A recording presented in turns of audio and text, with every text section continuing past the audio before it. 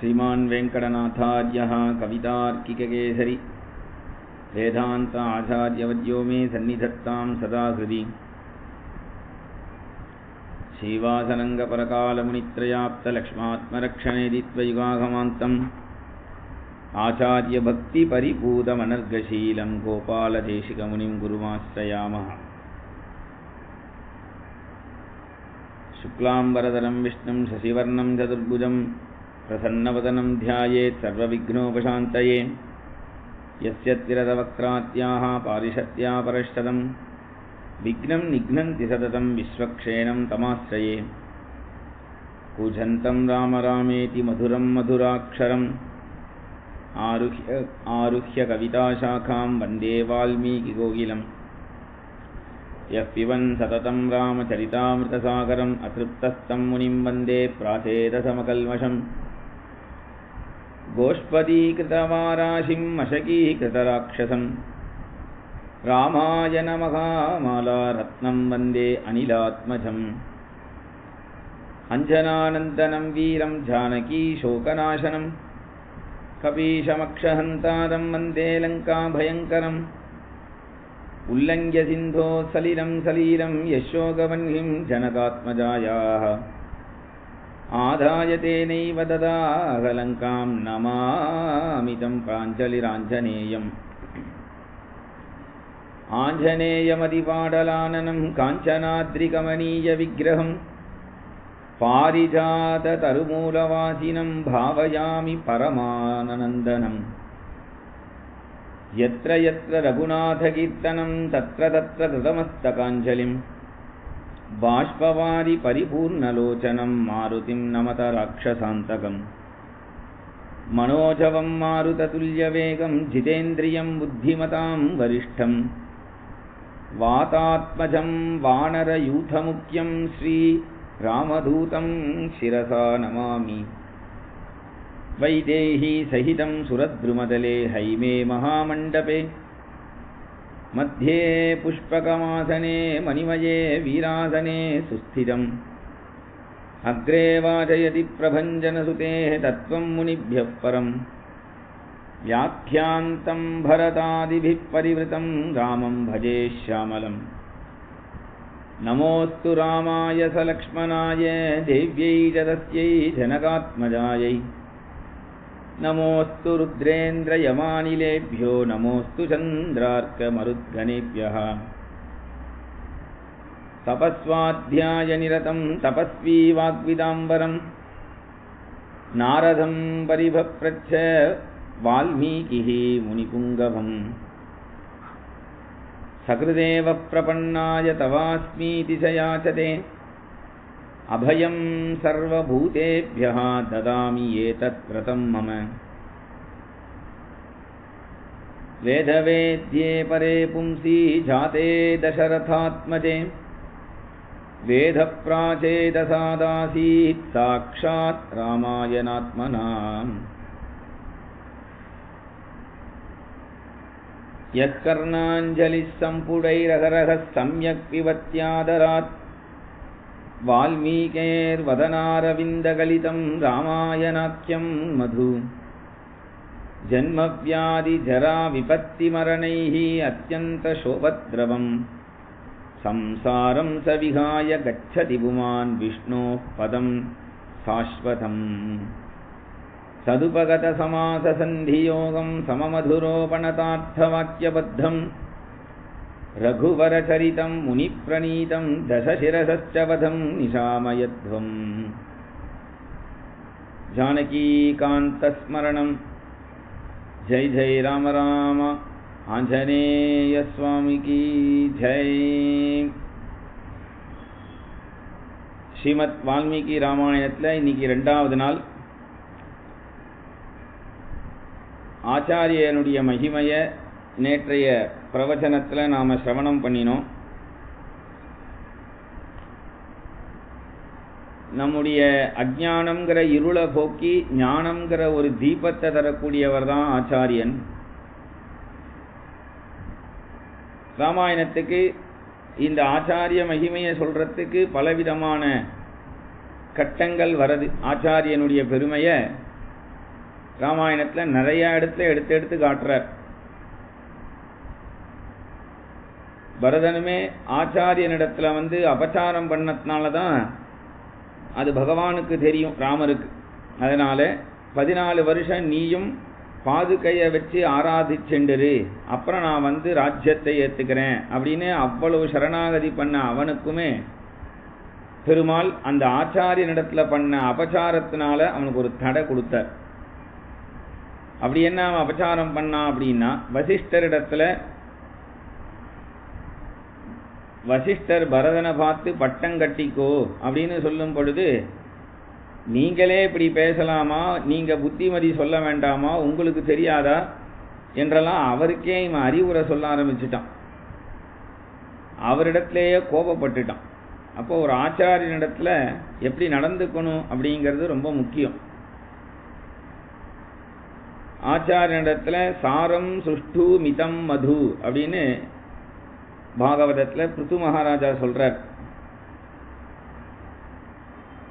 நம்ம ஆச்சாரியனை பார்த்தா, சாதுக்களை பார்க்குறோம், ஞானிகளை பார்க்குறோம் அப்படின்னா சௌக்கியமா அப்படின்னு அவளை போய் கேட்கக்கூடாது. ஏன்னா சௌக்கியம் அப்படிங்கிறது உடம்புக்கும் மனசுக்கும் இருக்கிற விஷயமே தவிர ஆத்மா எப்போதும் சௌக்கியமாக தான் இருக்கும். அப்படி இருக்க சௌக்கியமானு போய் அவர்கிட்ட கேட்கலாமா? அப்போ எவ்வளோ அஜ்ஞானியாக நாம் இருக்கோம். அதனால் சௌக்கியமான அவரிடத்துல கேட்கக்கூடாது, ஆச்சாரியனிடத்தில் போயிட்டு. மேலும் எது சாரமோ அதை தான் பேச கற்றுக்கணும் ஆச்சாரியனிடத்தில். சாரம் அப்படின்னா, சாரம் எது அப்படின்னா, இன்னைக்கு உலகம் இப்படி இருக்குது, அரசியல் இந்த மாதிரிலாம் நாம் பேசக்கூடாது. எல்லாத்துலேயும் நாம் அவர் மனசு என்ன சொல்கிறதோ அடுபடி நாம் பேச கற்றுக்கணும். இல்லைன்னா நாம் பேசவே கூடாது, அமைதியாக இருக்கும். அதனால் சாரம் சுஷ்டு மிதம் மது, ரொம்ப கோபமாலாம் பேசிடக்கூடாது ஆச்சாரியன்ட்ட. அதுக்கெல்லாம் நமக்கு தகுதி கிடையாது. அதே மாதிரி அவர் தான் நாம் பேசுறத கேட்குறாரே அப்படிங்கிறதுனால சகஜமாக இஷ்டத்துக்கு பேச ஆரம்பிச்சிடக்கூடாது. அவருடைய அந்த பகவத் சிந்தனையை நாம் கலைக்காம விஷயத்தை பேச கற்றுக்கணும், பகவத் விஷயமாக பேசணும். அப்படி இல்லைன்னா அமைதியாகிடணும். அதனால் இதெல்லாம் ஆச்சாரியனிடத்தில் நாம் எப்படி பழகணும்னு தெரிஞ்சுக்கணும். அதனால் இந்த இடத்துல ஆச்சாரியனுடைய மகிமையைத்தான் இந்த இடத்துல நேற்றைக்கு நாம் சிரவணம் பண்ணோம். அப்பேற்பட்ட மகிமை உடையவர் சாக்ஷாத் ஸ்ரீ நாரதர். அந்த நாரத பகவான் வால்மீகி ஆசிரமத்துக்கு வந்தார். அப்போ வால்மீகி பகவான் நாரதருக்கு செய்ய வேண்டிய உபசார பூஜைகள் எல்லாம் செய்து, வால்மீகி பகவான் நாரதரை பார்த்து சில கேள்விகள் கேட்கிறார் அப்படின்னு ஆரம்பிச்சார். கோன்வஸ்மின் சாம்பிரதம் லோகே குணவான் கஷ்ச வீர்யவான் தர்மஜ்ஞஸ்ச கிருதஜ்ஞஸ்ச சத்யவாக்யோ திருடவ்ரதः சாரித்ரேன ச கோ யுக்தः சர்வபூதேஷு கோஹிதः வித்வான் கः சமர்த்தஸ்ச கஸ்சைக பிரியதர்ஷனः ஆத்மவான் கோ ஜிதக்ரோதः ஜுதிமான் கோ நசூயகः கஸ்ய பிப்யதி தேவாஸ்ச ஜாதரோஷஸ்ய சம்யுகே ஏததிச்சாம்யகம் ஸ்ரோதும் பரம் கௌதூகலம் ஹி மே மகர்ஷே துவம் சமர்த்தோசி ஞாதுமேவம் விதம் நரம். திரிலோக சஞ்சாரியான நாரதர் எல்லா இடத்துக்கும் போவார். நாரதர் எங்கேயும் அவருக்கு தடையே கிடையாது. ஹிரண்யகசிபு ஆத்துக்கும் போவார், ராவணனுடைய ஆத்துக்கும் போவார், எங்கேயும் தடை கிடையாது. கம்சனுடைய ஆத்துக்கு கூட போவார். நாரதரை ஏன் இங்கே வந்த போ அப்படின்னு சொல்றதுக்கு ஆளே கிடையாது. ஏன்னா நாரதர் வந்தாலே அந்த இடத்துல மங்களமான விஷயம், பகவான் வரப்போறானார். ஹிரண்யகசிபு ஆத்துக்கு போனார். ஹிரண்யகசிபுவாத்துக்கு போன நாரதர் என்னாச்சு, டெய்லி பஜனை பண்ணணும்னு ஹிரண்யகசிபு நியமிச்சான் அவரை. ஹிரண்யகசிபு என்ன பஜனை கேட்டா அப்படின்னா, வீணையிலேயே நாரதர் மீட்டார் அந்த பகவன் நாமத்தை.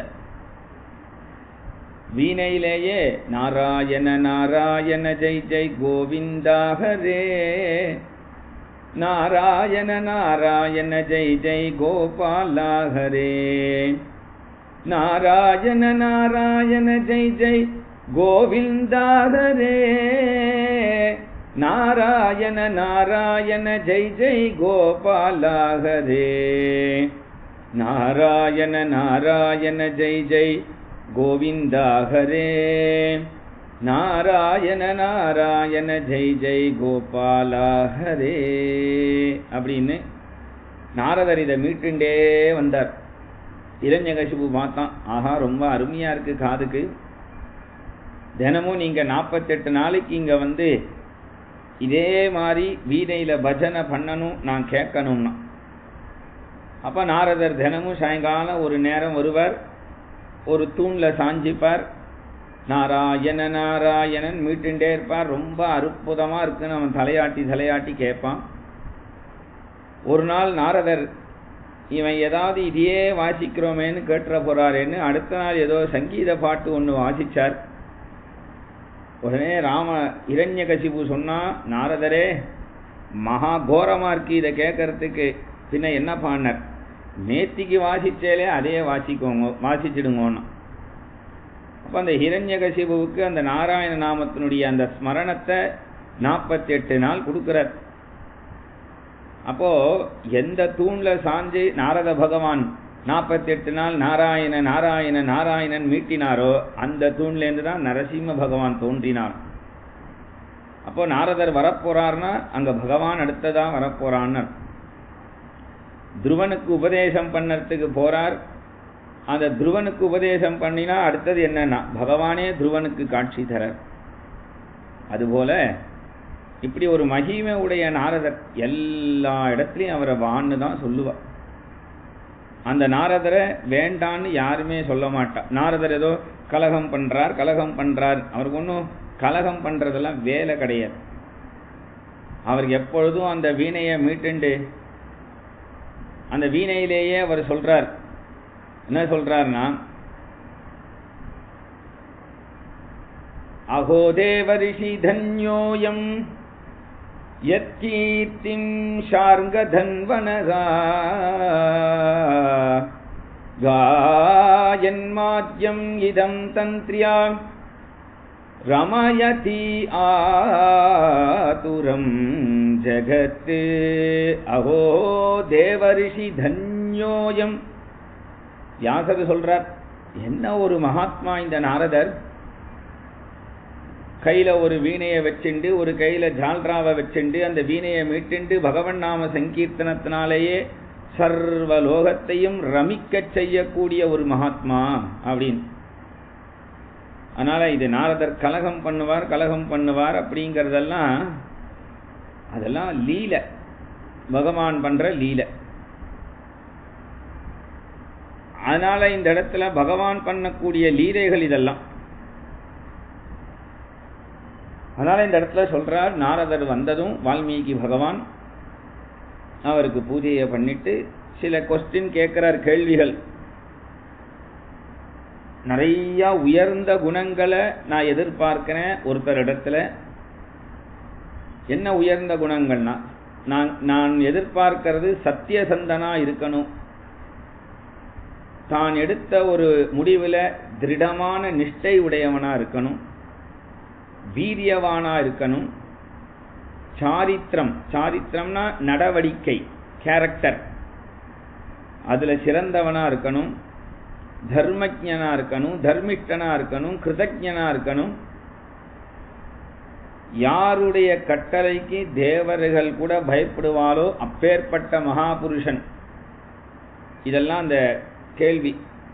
கோன்வஸ்மின் சாம்பிரதம் லோகே குணவான் கச்ச வீரியமான் தர்மஜ்ஞஸ்ச கிருதஜ்ஞஸ்ச சத்யசந்தோ திருடவ்ரதா.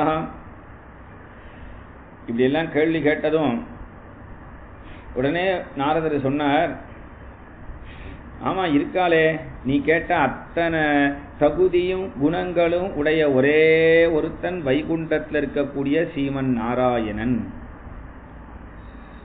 உடனே வால்மீகி சொன்னார், நான் எங்கேயோ ஏதோ ஒரு லோகத்தில் இருக்கிறவரை கேட்கல, சாம்பிரதம் லோகே, இந்த பூமியில இருக்கணும். இந்த பூமியிலையா? ஆமா, இதுக்கு முன்னாடி பரசுராமர்னு ஒருத்தர் இருந்தார். இதுக்கு முன்னாடி ஒரு அவதாரம் நரசிம்ம அவதாரம்னு ஒன்று வந்தது.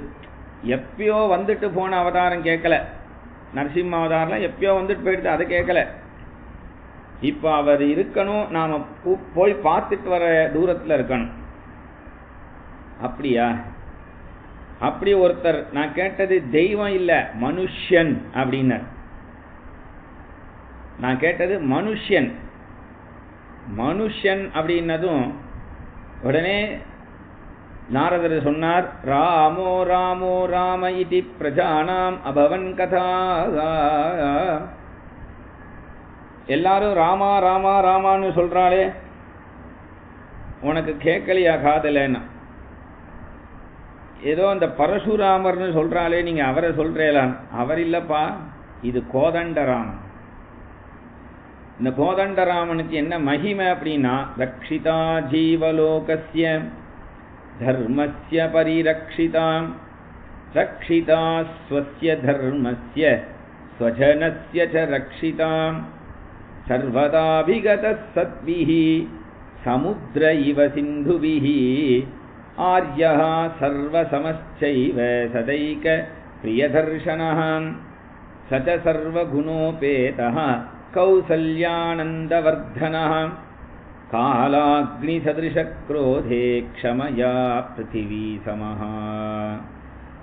நாரதர் பதில் சொல்ல ஆரம்பிச்சார். பிரகிருஷ்டோ வாக்கியம் அப்ரவீத்துனர். சந்தோஷமா பதில் சொல்றார். ஏன்னா கேள்வி அப்படி ஒரு கேள்வி. கேள்வி கேட்டா சந்தோஷப்படணும். யாரு சந்தோஷப்படுவா? பதில் தெரிஞ்சவா தான் சந்தோஷப்படுவா. பதில் தெரியாதவா என்ன சொல்லுவா? அசடு, என்ன கேள்வி இதெல்லாம் அப்படின்னுவா. ஆனா கேள்வியுமே உச்சிதமான கேள்வியா இருக்கணும். அச்சு பிச்சுன்னு கேள்வியெல்லாம் இருந்தா அதுக்கெல்லாம் பதில் யாரும் சொல்ல முடியாது. அதனால பதில் சொல்லணும் அப்படின்னு சொன்னா அது உச்சிதமா இருக்கணும். அதனால இந்த இடத்துல நாரதர் சொன்னார், ரக்ஷிதா ஜீவலோகஸ்ய, சர்வலோகத்தையும் ரட்சிக்கணும் என்பதற்காக அவதாரம் பண்ணவர். சர்வ ஜனங்களுக்குமே அபயம் தரக்கூடியவர். காகாசுர பரியந்தம் அபயப்பிரதானம் பண்ணக்கூடியவர். ரக்ஷிதா ஜீவலோகஸ்ய, தர்மத்தை காப்பாற்றக்கூடியவர். அப்போ உலகத்தை காப்பாற்றக்கூடியவர், தர்மத்தை காப்பாற்றக்கூடியவர், உலகத்தை காப்பாற்றக்கூடிய ராஜா. அப்படின்னா ராஜாவுக்கு முதல்ல குவாலிட்டி இருக்கு. ராஜானா எப்படி இருக்கணும்னு இந்த இடத்துல சொல்றார். ரக்ஷிதா ஜீவலோகஸ்ய, நான் உலகத்தை காப்பாற்ற வந்திருக்கேன் அப்படின்னு சொன்னா முதல்ல அவன் தன்னுடைய தர்மத்துல இருந்து காட்டணும். சும்மா ஜம்பம் மட்டும் அடிச்சுக்க கூடாது. நான் தான் ராஜா, நான் தான் ராஜான்னு இருக்கிறதுல பெரிய பெருமை இல்லை. தனக்கு எது தர்மமோ அந்த தர்மத்துல நின்று காட்டணும். தன்னுடைய தர்மத்தை காப்பாத்தினாதான் லோகத்தை காப்பாற்றுற சக்தி அவனுக்கு உண்டு. தன் தர்மமே என்னன்னு தெரியாது. அதர்மத்தில் இருக்கிறவனுக்கு தன் தர்மமே தெரியாது. அப்புறம் எப்படி உலகத்தை காப்பாத்துறது? அதனால இந்த இடத்துல ராமருக்கு தன்னுடைய தர்மம் பட்டாபிஷேகம்னு சொல்லும் பொழுது அந்த நேரத்தில் கைகேயி கேட்ட வரத்தினால ராமர் வனவாசத்துக்கே கிளம்பி போறார். அதுதான் இப்போது தர்மம் அப்படின்னு பரதனுக்கும் உபதேசம் பண்றார். நீ போய் ராஜ்ய பரிபாலனம் பண்ணு, நான் வனவாசத்தை பரிபாலனம் பண்றேன், 14 வருஷம் நான் திருப்பி வந்துடுறேன் அப்படின்னு சொல்றார். அப்போ இதுதான் தர்மம். அவ இப்பேற்பட்ட பகுவான ஒரு தர்மத்தை ராமர் காப்பாற்றுறார். அப்படி காப்பாற்றுறதுனால என்ன ஆயிடுத்து? ஜனங்களையும் காப்பாற்றுற சக்தி அவருக்கு உண்டு அப்படின்னு. ரக்ஷிதா ஜீவலோகஸ்ய தர்மஸ்ய பரிரக்ஷிதா ரக்ஷிதா ஸ்வஸ்ய தர்மஸ்ய, தன்னுடைய தர்மத்தை காப்பாற்றணும். அப்படி ஒரு குணம் உடையவர் ராமர். அப்புறம் சர்வதாபிகத சத்பிஹி, எப்ப பார்த்தாலும் ராமரை சுத்தி ஒரு சாதுக்களுடைய கூட்டம் நிரம்பி இருக்கும். எப்பொழுதும் எங்க போனாலும் ராமருக்கு ஒரு கூட்டம்தான். சித்திரகூடத்துல போய் ராமர் சீதையும் லக்ஷ்மணனோடையும் இருக்கார். அந்த சித்திரகூடத்துக்கு போய் அங்க தனித்து இருக்கலாம்னு ராமர் அங்க போய் இருக்கார். பரதன் ராமரை பார்க்க வரான். தசரதருக்கு செய்ய வேண்டிய காரியங்களை முடிச்சிட்டு பரதன் ஓடி வரான் ராமரை பார்க்க. அப்படி தவிச்சுட்டு வரக்கூடிய பரதன், ராமர் தனியா தான் இருப்பார், நாம பேசி ராமரை சமாதானம் பண்ணி அயோத்திக்கு அழைச்சிட்டு போயிடலாம் அப்படின்னு அவன் ஒரு திட்டம் கட்டிட்டு வரான். எப்பவுமே நாம என்ன திட்டம் போட்டாலும் சரி, தெய்வம் என்ன சங்கல்பம் பண்றதோ அதுதான் நடக்க போகுது. அப்ப நாம திட்டம் போடாம இருக்கணும் அப்படின்னு அர்த்தம் இல்லை. நாம பண்ற திட்டத்தை தெய்வத்தினிடத்துல நன்னா பிரார்த்தனை பண்ணிட்டு நமக்கு அது சரியா இருந்ததுன்னா தெய்வமும் அதுதான் நினைக்கும். நமக்கு அது நடந்தா கஷ்டம் வரும் அப்படின்னும் போது தெய்வம் அதுக்கு அனுமதியே தராது. இப்ப நமக்கு அது நடக்கலன்னு பொழுது தெய்வம் நமக்கு அனுமதி தரல. ஆனா தெய்வத்தையே வசம் பண்ற அளவுக்கு நமக்கு சக்தி வேணும். தெய்வத்தையே வசம் பண்ணணும்னா விஸ்வாமித்திரர் மாதிரி இருக்கணும். விஸ்வாமித்திரர் பிறக்கும் பொழுது பிராமணனா பிறந்தார், க்ஷத்ரியனா பிறந்தார். விஸ்வாமித்திரர் க்ஷத்ரியனா பிறந்த அவருக்கு வசிஷ்டருடைய தப்போபலத்தை பார்த்தார். க்ஷத்ரிய பலம்லாம் ஒரு பலமே கிடையாது, அகோ தெய்வ பலம் பலம் அப்படின்னு நானும் அவரை மாதிரி ஒரு பிரம்ம ரிஷியா ஆகணும்னு தபசு பண்ணினார். அவர் முதல்ல தபசு பண்ணினார். கண்ணை திறந்து பார்த்தார். ரம்பையினிடத்துல மேனகையினிடத்துல காமத்துல தன்னை எழுந்துட்டார். தபசுனுடைய பலனை மறுபடியும் தபசு பண்றார். அந்த பிரம்ம ரிஷிங்கிற நிலையை அடையறதுக்கு மறுபடியும் தபசு பண்ணினார். கோபத்துல சபிச்சுட்டார். அந்த கோபத்துல தபசு போயிடு. அதுக்கப்புறம் மறுபடியும் தபசு பண்ணார். அப்புறம் அந்த தபசுல தான் அவருக்கு அவ்வளவு என்ன எதிர்பார்த்தாரோ அந்த ஒரு பொறுமை கிடைச்சது. அப்போ அவருக்கு அந்த தபசுக்கு வசிஷ்டரே வந்து சொன்னார், பிரம்ம ரிஷி தொம்ன சந்தேகா, பிரம்ம ரிஷி தொம்ன, நீ பிரம்ம ரிஷி அப்படின்னு சொல்லிட்டு போனார். அப்ப அவ்வளவு அடம்பிடிச்சு பகவானை தபசு பண்ணி அவர் அடைஞ்சார். அப்போ அந்த மாதிரி நமக்கு ஒன்று அடையணும்னு ஆசை இருந்ததுன்னா அப்படி ஒரு தபசு, அப்படி ஒரு பகவானிடத்துல ஈடுபாடு ஸ்ரத்தையா இருந்ததுன்னா பகவானே நமக்கு கிடைச்சிருவோம். பகவானே கிடைச்சிட்டா அப்புறம் நாம ஆசைப்பட வேண்டியது ஒண்ணுமே இல்லை, எல்லாம் நமக்கு கிடைச்சிடும். அதனால பரதன் வந்து பார்க்கறான் சித்திரகூடத்துல ஒரே சாதுக்களுடைய கூட்டம். அதனால சர்வதா அபிகத சத்பிஹி, கூட ஜனங்கள் இருந்துட்டே இருப்பா ராமருக்கு. சமுத்திர இவ சிந்துபிஹின, சமுத்திரத்துல எப்படி அலைகள் வந்து வந்து கம்பீரமா போறதோ, அந்த சமுத்திரம் பார்க்க எப்படி கம்பீரமான தோற்றத்தை தரதோ அதுபோல ராமரை பார்த்தா கம்பீரமான தோற்றம் தான் தெரியும். சமுத்திரம் போல இருப்பார். ஆர்யா சர்வ சமச்சைவ, உலகத்தில் இருக்கக்கூடிய எல்லாரும் ராமருக்கு தான் பட்டாபிஷேகம் அப்படின்னு சொன்னான். தசரதருடைய அரசாட்சியில வந்த வழியில புத்திரனுக்கு தான் பட்டம் அப்படின்ற ஒரு விஷயத்தையும் தசரதர் வச்சிருக்கார், உரிமை. ஆனா ராமர் என்ன பண்றார்? ராமர் சொல்றார், ஒரு அப்பா வழியில வந்ததுனால புத்திரனானதுனால ராஜ்யம் கிடையாது அப்படிங்கிறதையும், ஜனங்களா தேர்ந்தெடுத்ததுனால மட்டும் ஒருத்தன் ராஜாவா ஆயிட முடியாது, ரெண்டையும் தள்ளிட்டு அப்ப ராஜ்யம்ங்கிறது எதுக்குன்னா தர்மத்துக்காக தான் ராஜ்யம். அந்த தர்மம் என்ன சொல்றதோ அந்த தர்மப்படி நடந்து ராஜ்யத்தை எடுத்துக்கணும் அப்படின்னு சொல்றார். இப்ப இந்த குணங்கள்லாம் ராமர்கிட்ட இருக்கு. இப்படி குணங்கள் அப்புறம் சொல்றார். இந்த குணங்களை சொல்லிண்டே வந்தவர் ராமருடைய ரூப அழகுக்கு வந்துட்டார். எப்படி இருப்பார் ராமர்னா, சதைக பிரிய தர்ஷனஹா, பார்க்க பார்க்க பிரிய தரிசனா இருப்பார். அப்படின்னா என்னன்னா, ஒரு தடவை ராமரை நாம பார்த்தோம்னா அவரை பார்த்ததுமே நமக்கு ஒரு ஹிருதயத்தில் ராமர் மேல ஒரு பிரியம் உண்டாயிடும். பிரிய தரிசனா. வாலி சொல்றான், வாலிய ராமர் மறைஞ்சிருந்து தான் அடிச்சார். வாலிய ராமர் மறைஞ்சிருந்து அடிச்சார். அந்த வாலிய மறைஞ்சிருந்து அடிச்ச ராமர் நேரா தன்னுடைய குகைக்கு போகாம அந்த வாலி முன்னாடி வந்து நிக்கிறார். அவன் திட்டுவான்னு தெரியும், ஏன் மறைஞ்சிருந்து அடிச்சேன்லாம் கேட்பான்னு தெரியும். தெரிஞ்சும் அவன் முன்னாடி வந்து நிக்கிறார். அப்படி வந்து நிற்கும் பொழுது வாலி சொன்ன முதல் வார்த்தை, அப்படி ராமரை பார்த்தான், என்னை யார் இந்த அம்பை வச்சு அடிச்சான்னு இப்படி பார்த்தான், ராம்னு அதுல எழுதியிருந்தது. ராம்னு எழுதியிருந்தது இப்படி பார்த்தா ராமர் வந்து நிக்கிறார். ராமர் வந்து நின்றதும் ராமரை பார்த்ததும் என்ன சொல்லணும், இப்படி பண்ணிட்டியே அப்படி பண்ணிட்டியேன்னு அப்படி சொல்லல. ஃபர்ஸ்ட் அப்படி பார்த்ததுமே பிரிய தரிசனா அப்படின்னா, எவ்வளவு பெரிய இழப்பு ஆயிருக்கும். நான் இறந்து போயிருந்தா உன்னுடைய இந்த அழகை பார்க்காம போயிருப்பனே ராமா, நல்ல வேளை எனக்கு உயிர் இப்ப கொஞ்சோண்டு இருக்கே, உன்னை பார்க்கறதுக்கு இந்த உயிர் கிடைச்சிடே அப்படின்னா. இவ்வளவு பிரியமா இருக்கியே பார்க்க அப்படின்னா. இப்படி ஒரு பிரியனா யாருக்காவது நமக்கு யாருக்கையாவது தோணுமா? தோணாது. பிரியம் அப்படிங்கிறது ஹிருதயத்திலேருந்து உண்டாகணும். பிரியம்ங்கிறது வெளியிலேந்து வர விஷயம் இல்லை, உள்ளேந்து வரக்கூடிய விஷயம். நமக்கு ஒருத்தர் மேல பிரியம் வராது, வெறுப்பு தான் உள்ளேந்து வருது.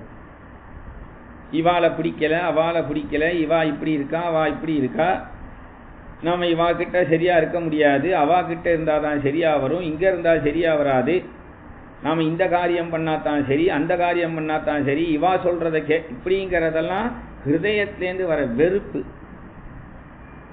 ஆனா அந்த ஹிருதயத்துல நாம உண்மையான பக்தி பண்ணினோம்னு சொன்னா பகவானிடத்துல வெறுப்புங்கிறது யாருக்கிட்டையும் வராது. ஏன்னா விருப்பு வெறுப்புங்கிறதெல்லாம் நாம இன்னும் பகவானை உணராத வரைக்கும் தான். பகவானை உணர்ந்துட்டோம்னா பகவானை தவிர அந்நியதா இன்னொரு விஷயமே நமக்கு தெரியாது.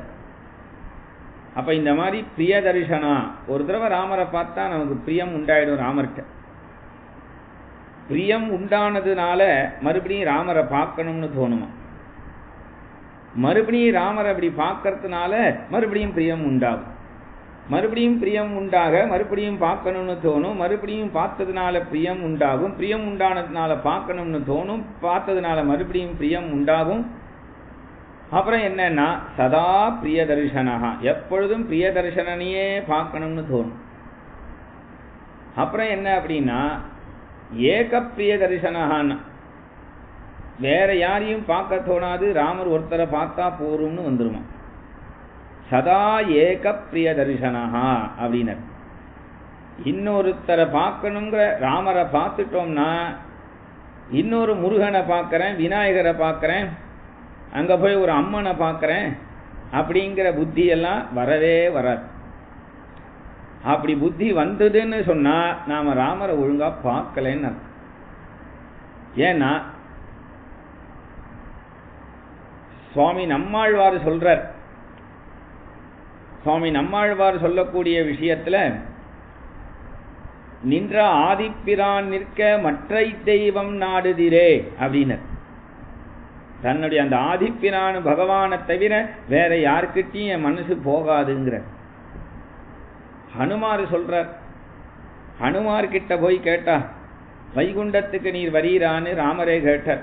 நான் வைகுண்டம் போயிட போறேன், இந்த உலக அவதார காரியங்கள்லாம் முடிஞ்சிடுச்சு, அதனால நான் வைகுண்டம் போயிடலான் இருக்கேன், அனுமன்னே நீர் வரீரா? ஹனுமான் சொல்றார், அந்த வைகுண்டத்துல இதே ராமருடைய ரூபத்தை நான் பார்க்க முடியுமான்னு கேட்டார். இல்ல இல்ல, அங்க நாராயணன் ஒருத்தர் இருப்பார். ஐய, எனக்கு அந்த நாராயணன்லாம் வேண்டாம், எனக்கு ராமர் தான் வேணும். அங்க வந்து ராமாயணம் பாராயணம் பண்ண முடியுமா? அதெல்லாம் முடியாது.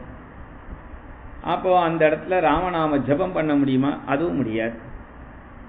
ராமாயணம் கதையாவது யாராவது சொல்லி கேட்க முடியுமா? அதுவும் முடியாது.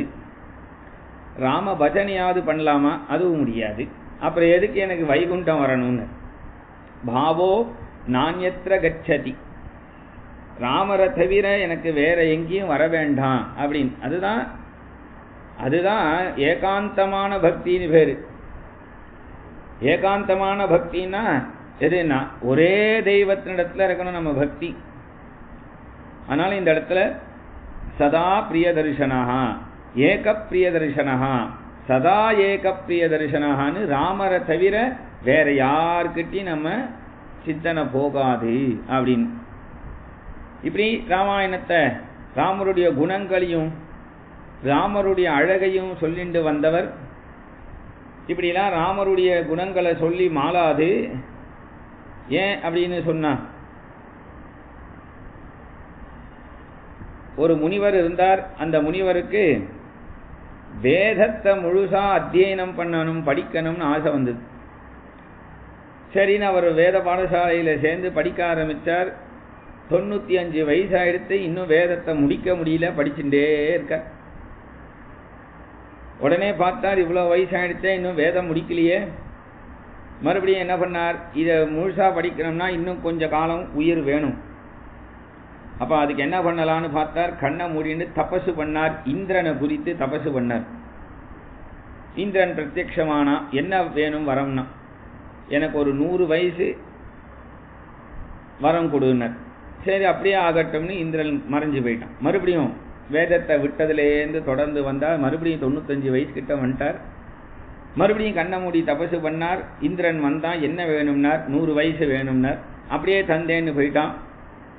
இப்படியே ஒரு 4-5 தடவை இப்படி இவர் தபசு பண்ண. ஒரு தடவை இந்திரன் வந்து கேட்டான், ஆமா நீ என்னத்துக்கு தான் இப்படி 100 வயசா கேட்டுக்கிறேன், என்ன விஷயம்னு. இல்லை, நான் வேதத்தை என் வாழ்நாள் முடியறதுக்குள்ள நான் அத்தியனம் படித்து முடிக்கணும்னு ஆசைப்பட்டேன். இவ்வளவு வயசாகியும் நான் வேதத்தை இன்னும் முடிக்க முடியல, அதான் 100 வயசா கேட்டுன்னு இருக்கேன். அப்படியா? உடனே தேவேந்திரன் சொன்னா, என் கூட வாரும் அப்படின்னு சொல்லி இமயமலை மாதிரி ஒரு பெரிய மலையை அந்த முனிவருக்கு காண்பிச்சார். அதோ பார், என்னது தெரியுமா அதுன்னு. என்னதுன்னு கேட்டார். அதுதான் வேதம். உடனே அந்த மலைக்கு பக்கத்துல ஒரு குன்று, ஒரு சின்ன மடு மாதிரி ஒன்று காமிச்சார், கல்லு மாதிரி. அங்க வேறு பக்கத்துல. அது என்ன தெரியுமான்னார். அது என்ன? அதுதான் நீ படிச்சிருக்கிற வேதத்தினுடைய அளவு. அப்போ நீ இன்னும் படிக்கிறதுக்கு இவ்வளவு மலை இருக்கு. அப்ப என்ன அர்த்தம்னா, நம்முடைய ஜென்மாந்தரத்துல அதை முடிச்சிடவே முடியாது.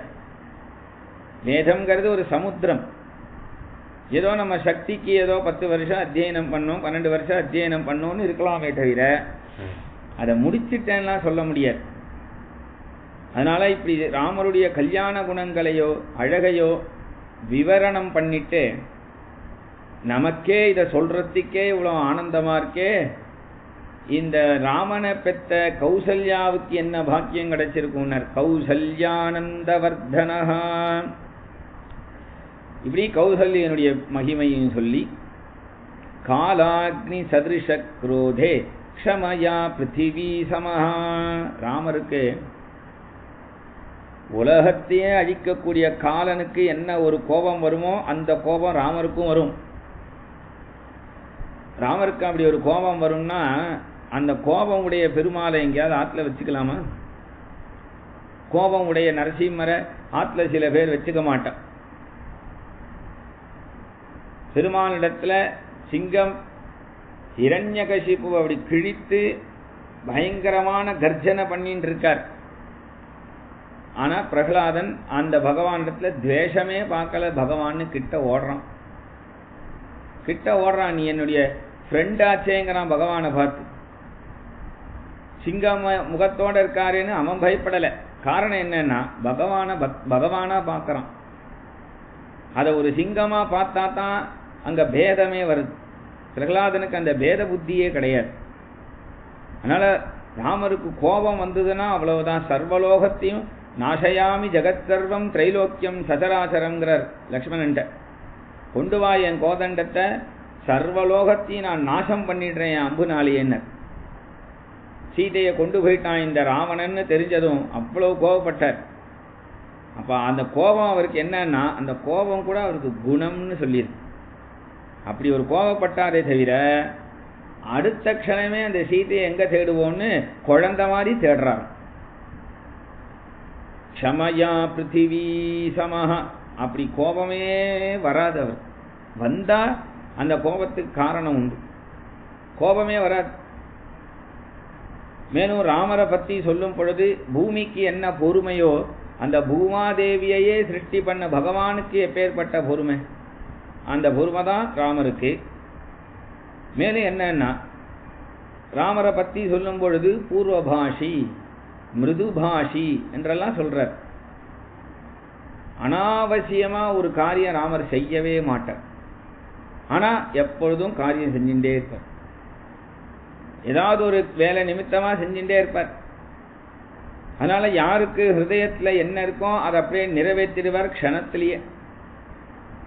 இப்படி அந்த ராமருடைய குணங்களை சொல்லி ராமருடைய ராமாயணத்தை சுருக்கமா சொல்லிட்டு நாரத பகவான் இவர் கேட்டதுக்கு பதிலா வால்மீகி சொல்லிட்டு அங்கிருந்து கிளம்பி போயிட்டார்.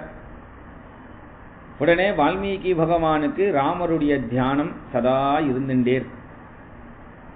மத்தியான நேரம் வந்துடுத்து மாத்தியானிகம் சந்தியாவந்தனம் பண்ணணும்னு தமசா நதிக்கரைக்கு தன்னுடைய சிஷ்யர் பரத்வாஜன்னு பெயர்.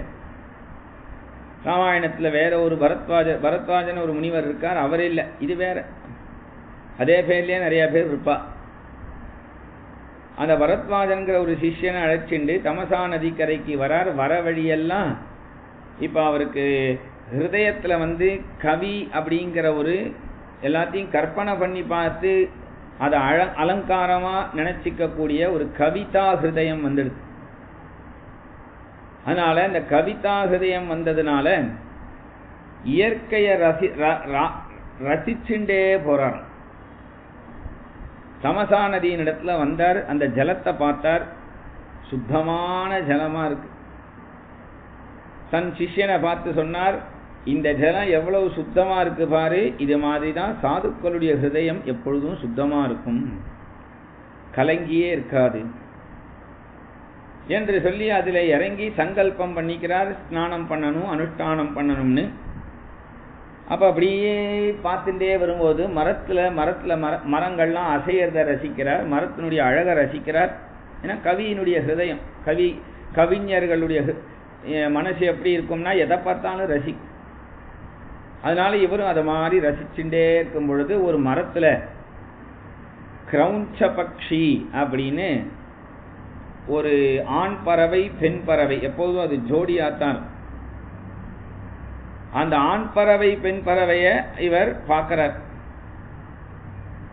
அந்த ஆண் பறவைய பெண் பறவை இப்படி பார்க்கும் பொழுது ஆண் பறவையின் இடத்துல பெண் பறவை சந்தோஷமா ஜோடியா விளையாடின்னு இருக்கு ரெண்டுமே. அப்போ ஒரு வேடுவன் அதுல ஆண் பறவைய அம்புனால அடிச்சுட்டான். அது துடிச்சு கீழே விழுந்து இறந்து போயிடுறது. இப்படி சந்தோஷமா இருக்கக்கூடிய நேரத்துல அந்த ஆண் பட்சிய பெண் பட்சியினிடத்திலேருந்து பிரிச்ச இந்த வேடுவனை பார்த்ததும் அவருக்கு ஒரு சோகம், அந்த பட்சி இறந்து போயிடுத்தேன்னு ஒரு சோகம். அந்த சோகத்துல வந்த ஒரு ஸ்லோகமா, நம்மெல்லாம் கூட தான் சோகமா இருக்கும். சோகமா இருந்தா எங்கேயாவது ஸ்லோகம் வருமா? நமக்கு ஸ்லோகம்ங்கிறது சந்தோஷமா இருந்தாலும் வராது, துக்கமா இருந்தாலும் வராது, கோபமா இருந்தாலும் வராது, எப்போதும் வராது. அதெல்லாம் கவிஞர்களுக்கு தான் வரும். அதனால அப்படி வந்த அந்த ஸ்லோகத்துல அந்த வேடுவனை சபிக்கிற மாதிரி ஒரு ஸ்லோகம் சொல்லிட்டார். மா நிஷாத பிரதிஷ்டாம் துவம் அகமசாஸ்வதி சமாகம் யத்க்ரௌஞ்ச மிதுனாதேகம் அவதி காமமோஹிதம். மா நிஷாத அப்படின்னா வேடுவனேன்னு அர்த்தம். நிஷாத, ஏ வேடுவனே,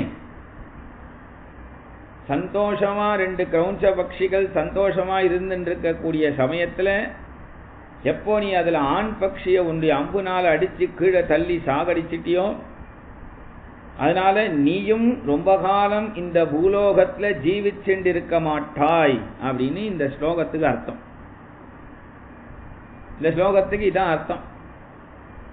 ஆனால் இப்படி ஒரு சாபம் கொடுத்தா மாதிரி ஒரு ஸ்லோகம் எப்படி வந்தது தன் நாக்கில்னு சிந்தனை பண்ணிக்கிறார்.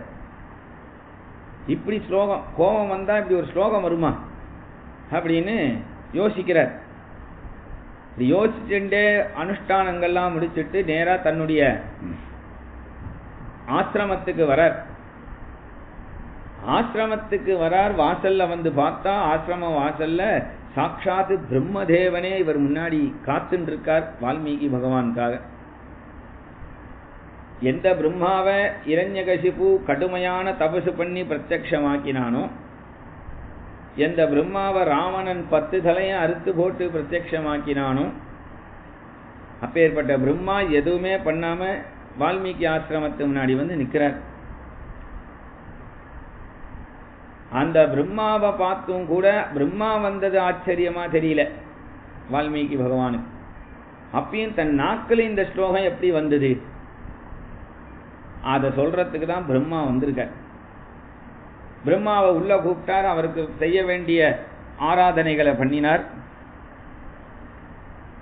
பிரம்மா வந்து வால்மீகியை பார்த்து சொன்னார், எப்போவுமே ஒரு குடும்பத்தில் மனைவி எங்கேயாவது போகிறேன், கடைக்கு போகிறேன், வெளில போகிறேன், எங்கேயாவது போகிறேன், கோவில் போகிறேன்னா கணவனிடத்துல சொல்லிட்டு தான் போவாள். இது மாதிரி நான் போயிட்டு வரேன், இங்கே போயிட்டு வரேன், பார்த்துக்கோங்க. அப்போது அது மாதிரி எங்காத்து மாமி இன்னைக்கு சொல்லிக்காம கொல்லிக்காம இங்கே வந்துட்டாப்பா. பிரம்மாவாத்து மாமி வால்மீகி பகவான் ஆசிரமத்துக்கு வந்துட்டார்னு பிரம்மா சொன்ன உடனே வால்மீகி இப்படி பார்க்கணும் இல்லையா. பிரம்மாவுடைய மனைவி யாரு? சரஸ்வதி. சரஸ்வதி எங்க வருவா? எல்லாருடைய நாக்கிலையும் வருவா. அதனால சரஸ்வதி உன்னுடைய ஸ்லோகம்னு ஒன்று வந்ததே, அதுதான் சரஸ்வதி. அதுக்கு உனக்கு இப்போ நான் அர்த்தம் சொல்றதுக்காக தான் இங்க வந்திருக்கேன். மானிஷாத பிரதிஷ்டாந்தம் அகமசாஸ்வதி. அதாவது நீ ஏதோ அந்த வேடுவனை சபிச்சிட்டதா சொல்ற ஸ்லோகம் இல்லை இது. பின்ன என்னன்னா, இது வேடுவனுக்கான ஸ்லோகம் இல்லை.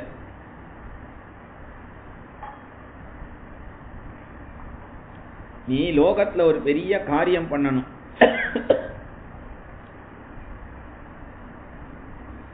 ராமஸ்ய சரிதம் கிருஷ்ணம் குருத்வம் ரிஷி சத்தமா.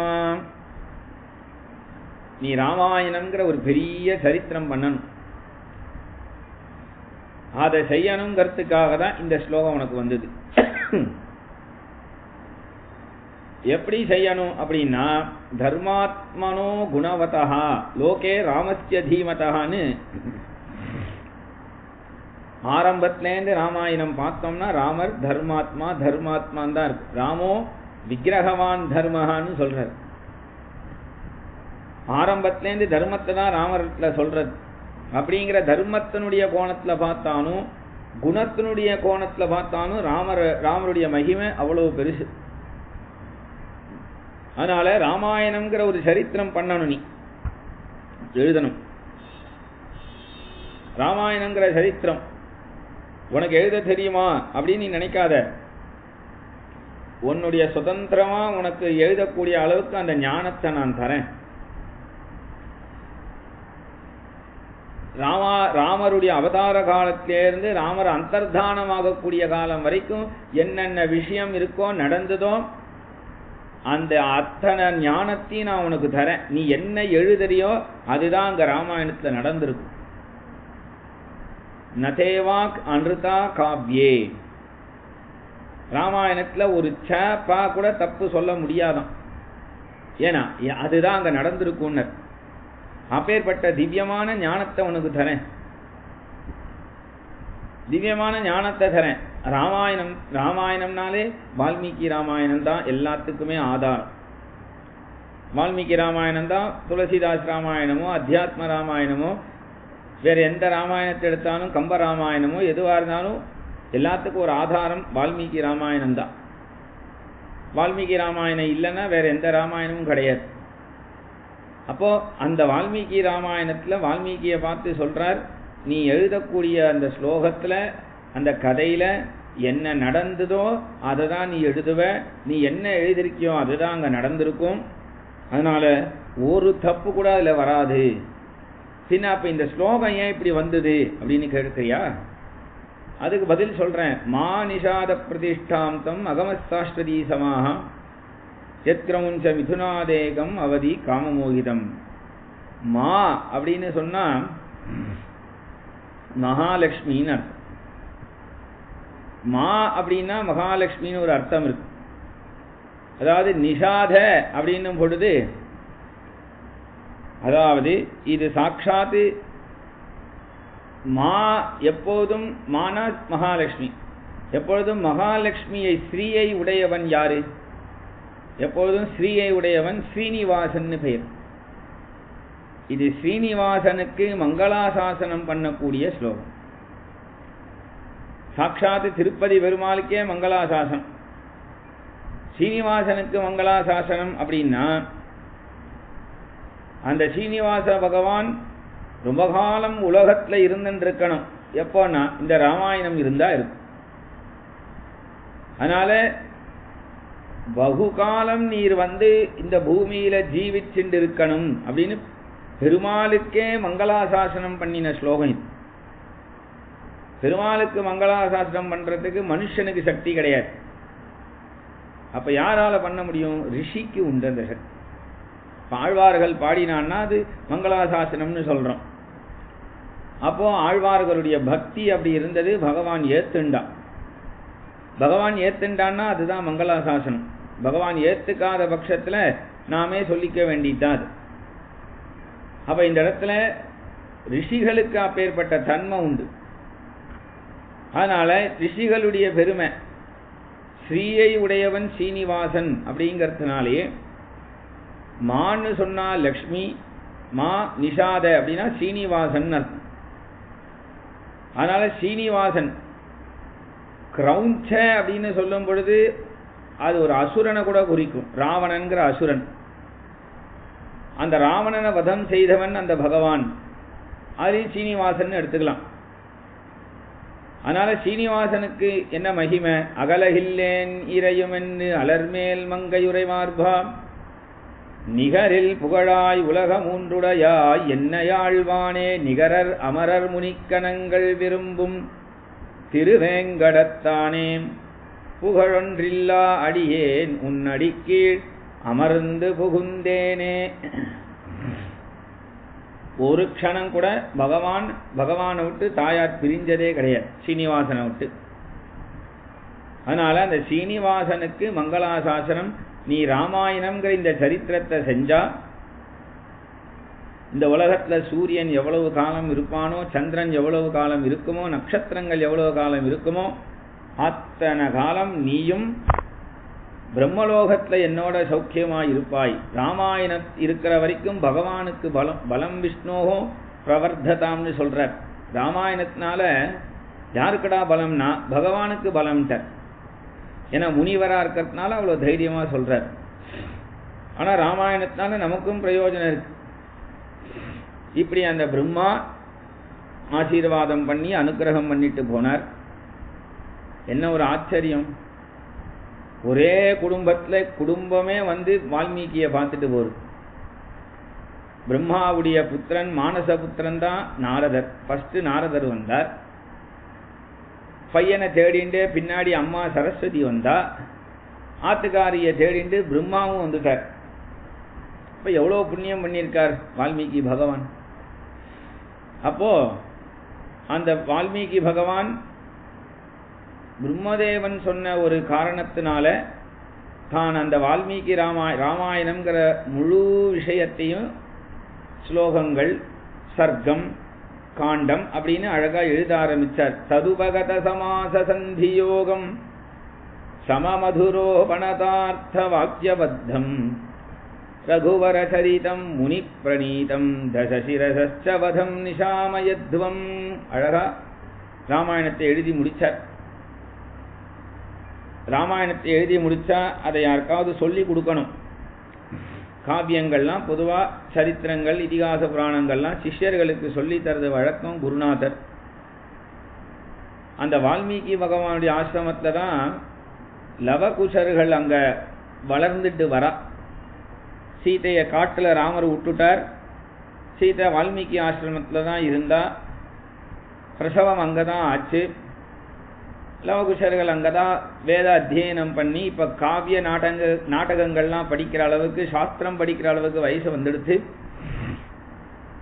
அதனால் இந்த லவகுஷர்களுக்கு முழுக்க ராமாயணத்தை சொல்லி உலகம் பூரா அந்த ராமாயணத்தை போய் பிரச்சாரம் பண்ணு என்று வால்மீகி அனுப்பினர். அந்தந்த இடத்துல போய் இந்த குழந்தைகள் அழகா ராமாயணத்தை சங்கீதமா சொல்றா. சங்கீதமா ராமாயணத்தை சொன்னா, எதுவுமே சங்கீதமா சொன்னா பகவானுக்கே ராமரை பத்தி சொல்லும் பொழுது ராமபத்ரரா ஸ்ரீ ராமச்சந்திரரா தாமரசலோச்சன சீதா சமேதரா. அதுல வரும் பொழுது சாமகானலோலா சக்கனையரா சாமகானலோலா சக்கனையரா என்று சாமகான லோலன். பகவானுக்கே சங்கீதம் ரொம்ப பிடிக்கும். சங்கீதத்தினால பகவான் மயங்கிடுவான். அதனால அந்த சங்கீதம் பாசுரன் சேவிக்கிறான்னா பகவான் அப்படியே உட்கார்ந்து கேட்பான். ஏன்னா அது சங்கீதமா அவ பாடுவா, அது சங்கீதமா இருக்கவாள். அதனால சாமகான லோலன். சங்கீதமா ராமாயணம் படிக்கணும், சங்கீதமா பாகவதம் படிக்கணும், சங்கீதமா சுந்தரகாண்டம் படிக்கணும்னா அப்ப சங்கீதம்னா உடனே ஒவ்வொரு அத்தியாயத்துக்கு ஒரு ராகம் போட்டு அதுல 108 மேலகர்த்தா ராகத்துல இது வந்து காம்போதி, இது ஆரபி என்றெல்லாம் இப்படி ராகம் போடணும்னு அவசியம். உடனே ஒரு அத்தியாயத்தை எடுத்து அதுல தபஸ்வாத்யனே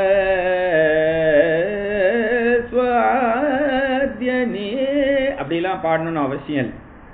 தபஸ்வாத்தியாய நிரதம் தபஸ்வி வாக்விதாம்பரம் நாரதம் பரிபப்ரச்ச வால்மீகி முனிபுங்கவம் என்று இதுவுமே ஒரு ராகம்தான். ராகம்னா சங்கீதம் தான் தெரிஞ்சிருக்கணும்னு அவசியம். சங்கீதம் தெரியாதவா என்ன பண்ணுவா? அதனால இந்த குழந்தைகள் அழகா பாடுறது. சௌதுகாந்தர்வ தத்வஜ்ஞோ மூர்ச்சனாஸ்தான கோவிதோ ரூபலக்ஷண சம்பன்னோ மதுரஸ்வர பாஷினோ. அயோத்தியை சுத்தி எல்லா இடத்தையும் இந்த குழந்தைகள் முனிவர்கள் ஆசிரமத்துக்கெல்லாம் போய் பாடுறது. இப்படி அங்கங்க பாட பாட பாட ஒரு இடத்துல ராமாயணத்தை லக்ஷ்மண சுவாமி வந்து ஆரம்பிச்சு வைக்கிறார். எனக்கு அண்ணாவை விட்டு பிரியறதுக்கு டைம் கிடையாது, கைங்கரியம் பண்ணணும், அதனால நான் ஆரம்பிச்சு வைப்பேன், கிளம்பிடுவேன் அப்படின்னு சொன்ன லக்ஷ்மண சுவாமி 9 நாள் ராமாயணம் முழுக்க கேட்டுட்டு தான் போறார். ஒரு இடத்துல பரதன் வந்து கேட்கிறான், ஒரு இடத்துல சத்ருக்னன் வந்து கேட்கிறான், வசிஷ்டர் ஒரு இடத்துல வந்து கேட்கிறான் இந்த குழந்தைகள் பாடுறது. எல்லாருக்கும் ஒரு ஆசை, இந்த ராமாயணத்தை ராமர் கேட்கணுமே அப்படின்னு ஒரு ஆசை வருது. ராமர்கிட்ட போயிட்டு உங்களை பத்தி ஒரு கதை அப்படின்னா தன்னுடைய பெருமையை ராமர் கேட்கவே மாட்டார். அவர்கிட்ட போய் எப்படி சொல்றது? ஆனா ராமர் கேட்கணும் இந்த கதையை, ராமரை கேட்க வைக்கணுமே.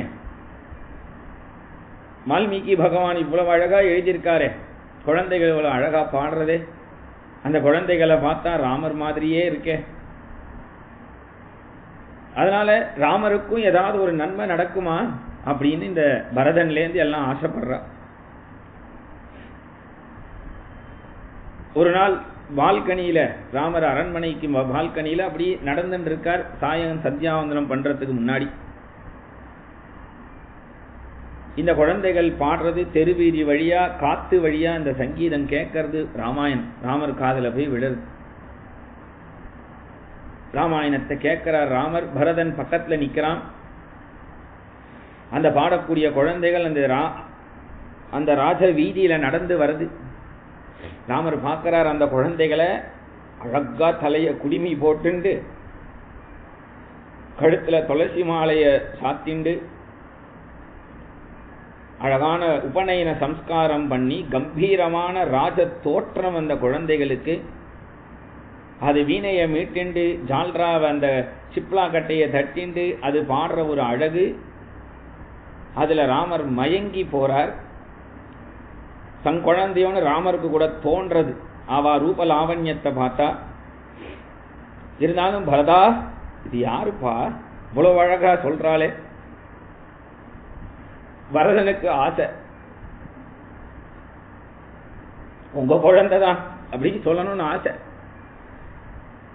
ஆனா இது வால்மீகி பகவானுடைய சிஷ்யர்கள். ராமாயணம் சொல்றா, நம்ம சபையில ஒரு நாள் வச்சிடலாமா?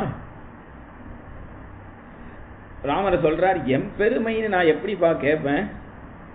அது தப்பு இல்லையா? அது கேட்கக்கூடாது. நீங்க உங்க பெருமைன்னு கேட்க வேண்டாம்.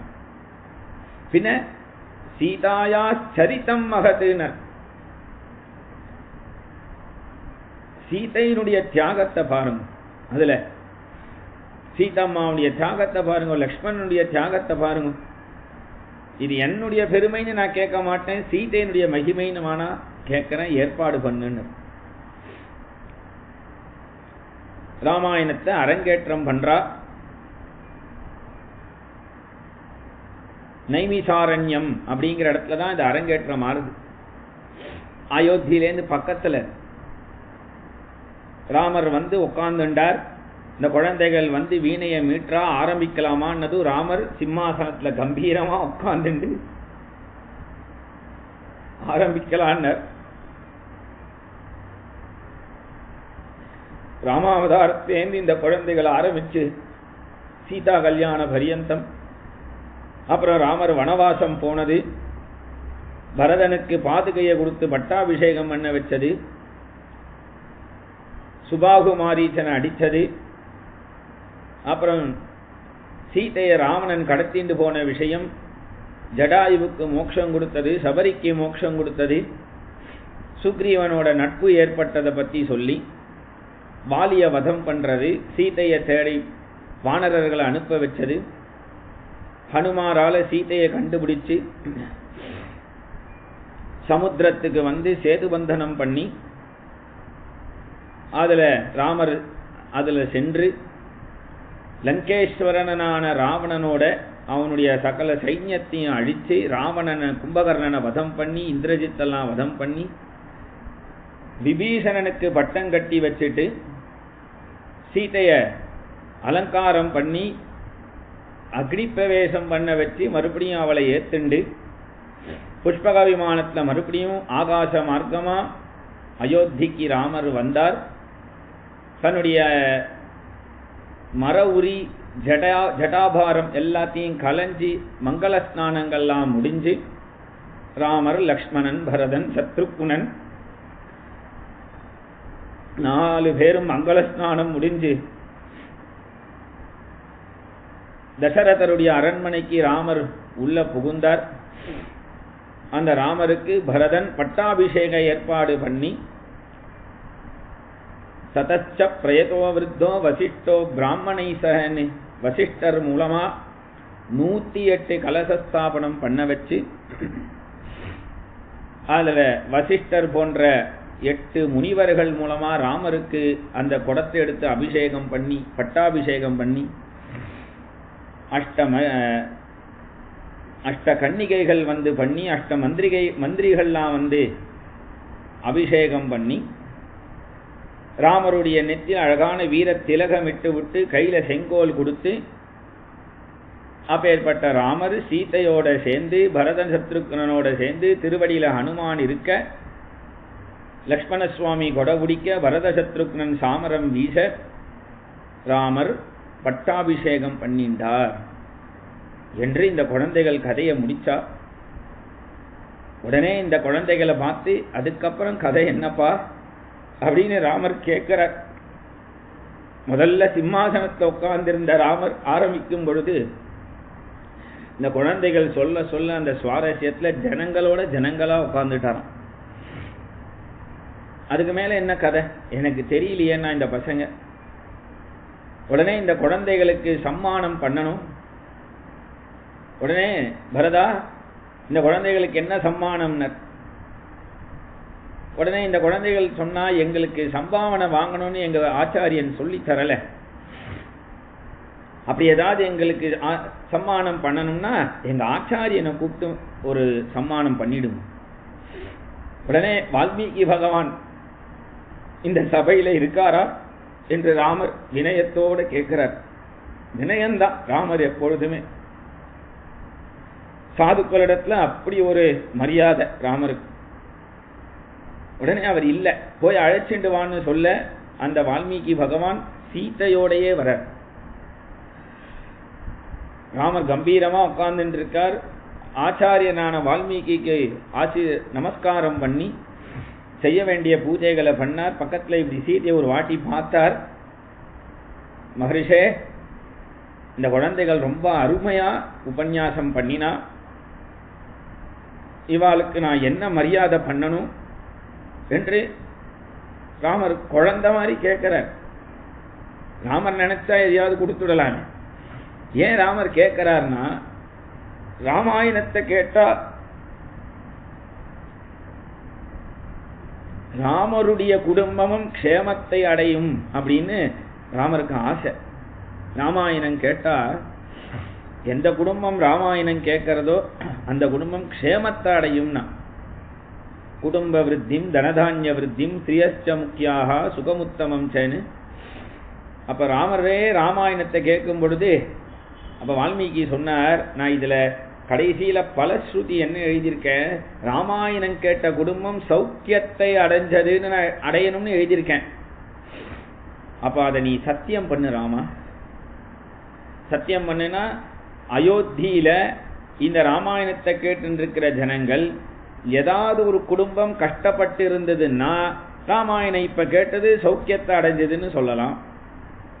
ஆனா அயோத்தியில ஒரு குடும்பம் கூட கஷ்டமே படல. ஏன்னா ராமர் எல்லாரையும் காப்பாத்தின்னு இருக்கிறதுனால. அயோத்தியில ஒரே ஒரு குடும்பம் தெருவுல நிக்கிறது கஷ்டப்படுறது அப்படின்னு சொன்னா அது ராமருடைய குடும்பம் தான். அதை இங்க சத்தியம் பண்ணு, நீ சீதையை சேர்த்துக்கோன்னு. சீதையை சேர்த்துக்கோ அப்படின்னதும் ராமர் சொன்னார், நான் மகரிஷியான உங்க வார்த்தையை என்னைக்கும் மீற மாட்டேன். இந்த சபையில நான் சீதையை ஏத்துக்கிறேன்.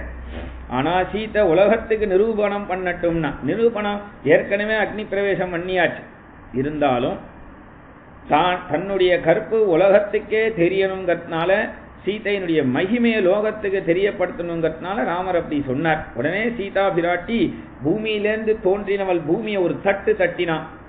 பதிவிரதா ராஜ்யம் அப்படின்னு பல பதிவிரதைகள், அருந்ததி அனசூயை போன்றவர்கள்லாம் இருக்கா.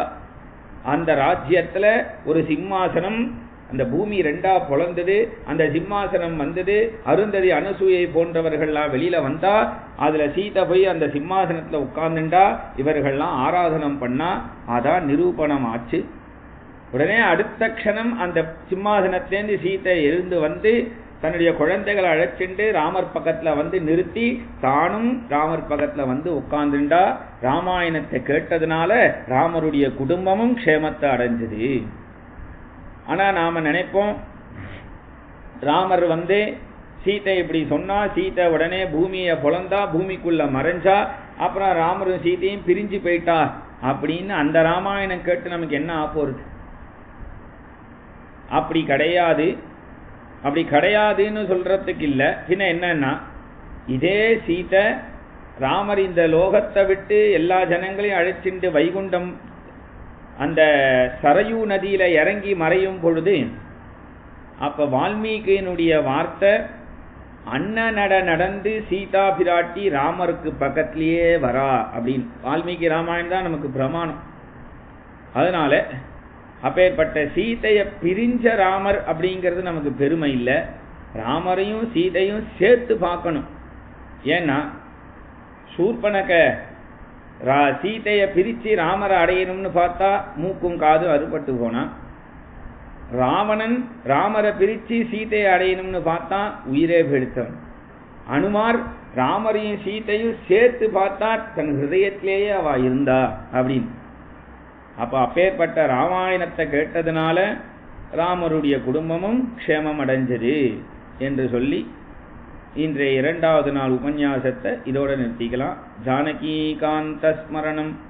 ஜெய் ஜெய் ராம ராமா ஆஞ்சநேய சுவாமிக்கு ஜெய்.